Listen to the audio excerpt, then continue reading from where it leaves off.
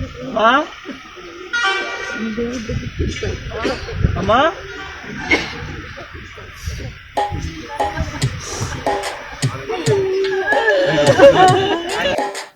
కన్నుల ముందు కదిలి ప్రవేశం నీవే కదమ్మా, అనిపించుకున్న అడుగుడుగున నీవే కదమ్మా.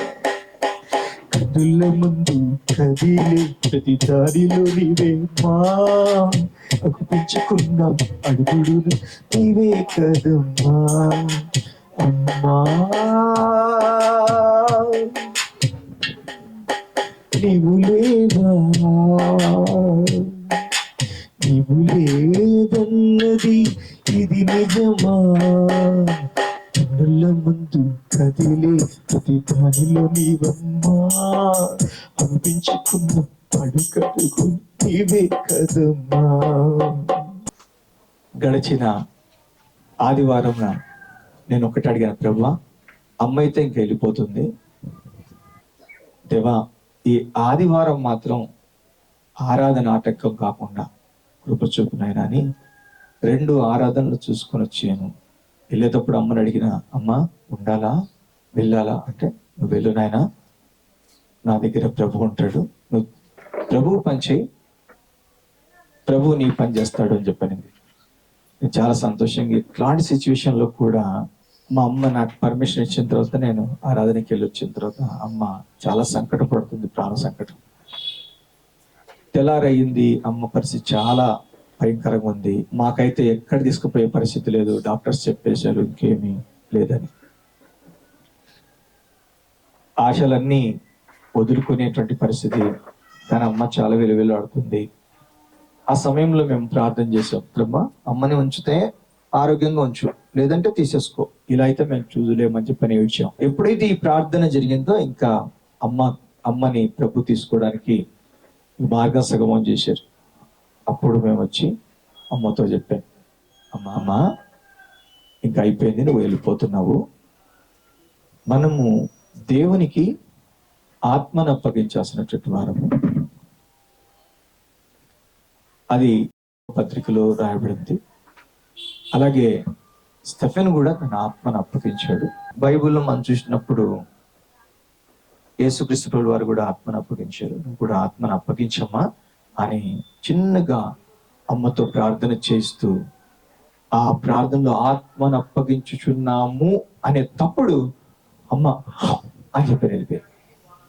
మాకు వండర్ అనిపించింది, నాకేమైనా ప్రేమ కలిగిందా, నాకేమన్నా ఇది నిజమేనా, ఏంటి ఆత్మను అప్పగించుచున్నాము అని చెప్పినప్పుడు వెళ్ళిపోయింది ఏంటి అని చెప్పేసి చూడండి అని చెప్పంటే చూస్తున్నారు. అప్పుడు కన్ఫర్మ్ అయిపోయింది. 5:15 ప్రార్థన చేస్తున్నప్పుడు ప్రార్థనలోనే అమ్మ వెళ్ళిపోయింది. ఎంత సంతోషం అనిపించిందంటే, ఒకవైపున సంతోషం ఉంది, ప్రార్థన చేస్తుంటే ప్రార్థనలోనే ఆత్మను అప్పగిస్తున్నాం అన్నప్పుడు ఈమె వెళ్ళిపోయిందని చెప్పేసి మా అమ్మ పరలోకాన్ని చేరింది అనేటువంటి ఒక సంతోషం. ఇంకొక వైపు చూస్తే అమ్మ వెళ్ళిపోయింది అనేటువంటి దుఃఖం. ఎంత వేదన అంటే అంత వేదన.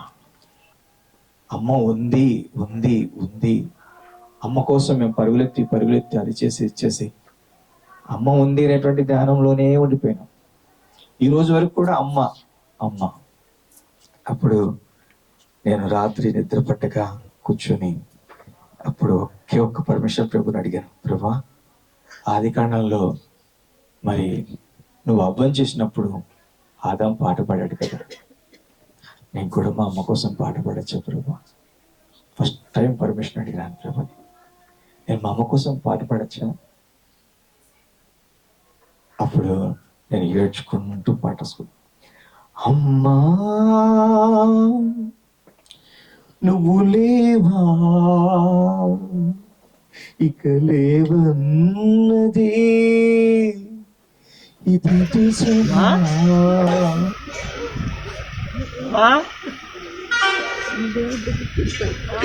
అమ్మా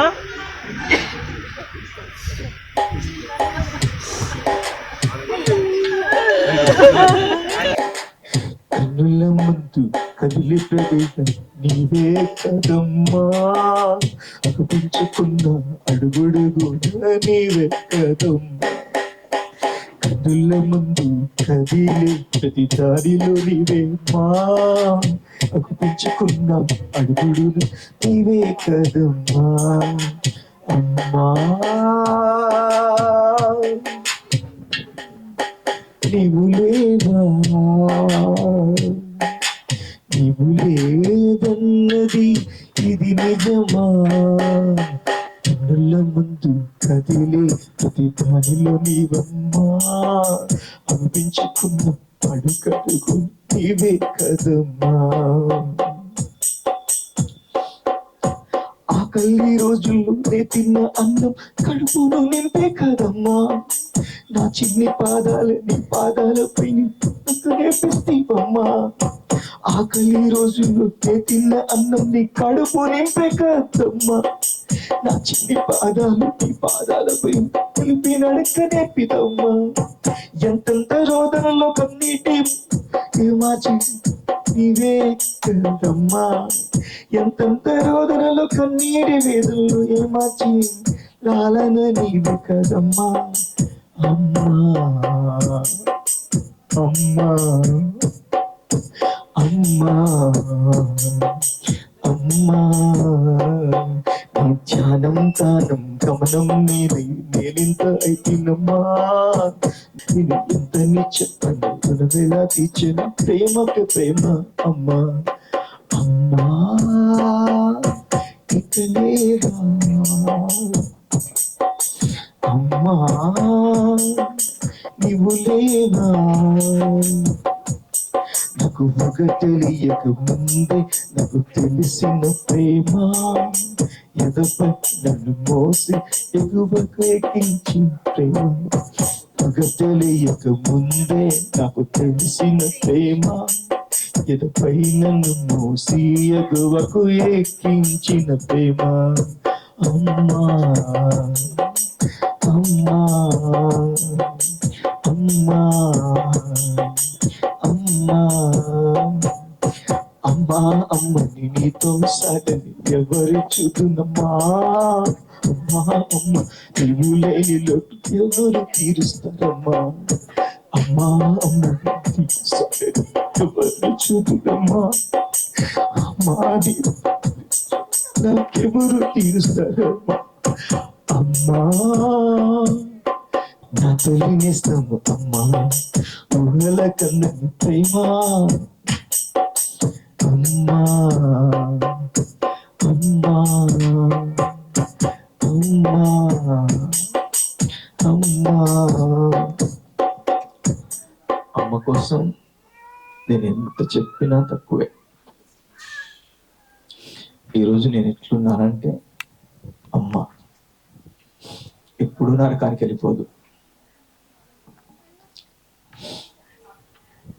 నేను 3 సార్లు మరణం నుంచి తప్పించి రక్షించుకున్న తల్లి మా అమ్మ. నా గొంతులో పాటలకి కారణం మా అమ్మ. మా అమ్మ పాడి ఆమె పాడుతూ నాతో పాడించి నాలోకి ఆ పాటలు వచ్చాయి. మా అమ్మ ప్రార్థించి ఆ ప్రార్థన అనుభవం అనేది నన్ను ప్రశ్నించింది. ఎలిషాబెని గారు అన్నట్టుగా ఇంటిని ఒక ఆలయంగా ఇచ్చేసినటువంటి తల్లి అమ్మ. అట్లాంటి అమ్మని నిజంగా ఆమె ప్రేమను ఏ విధంగా కూడా మర్చిపోలేం.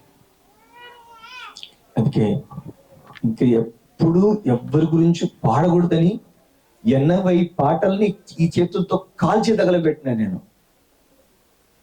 ఇక అయిపోతున్న సినీ ఫీల్డ్లోకి వెళ్ళిపోతాను అన్నప్పుడు దేవుడు నన్ను దర్శించి నన్ను మార్చిన తర్వాత అవి సినీ ఫీల్డ్కి పోకుండా అవి చెత్త గుట్లోకి వెళ్ళిపోయినాయి, కాల్చి పడేసినట్టు వాడిని. అట్లాంటి నేను ఒక్కసారి ప్రభుని పర్మిషన్ తీసుకొని ఒకే ఒక్క పాట రాసిన. అదే మా అమ్మకు చెప్పాడు, ఇంకా ఉంది కానీ నేను పాడలేను కనుక సమయం తీసుకుని ఒకవేళ అభ్యంతరం కలిగిస్తే నన్ను మన్నించండి.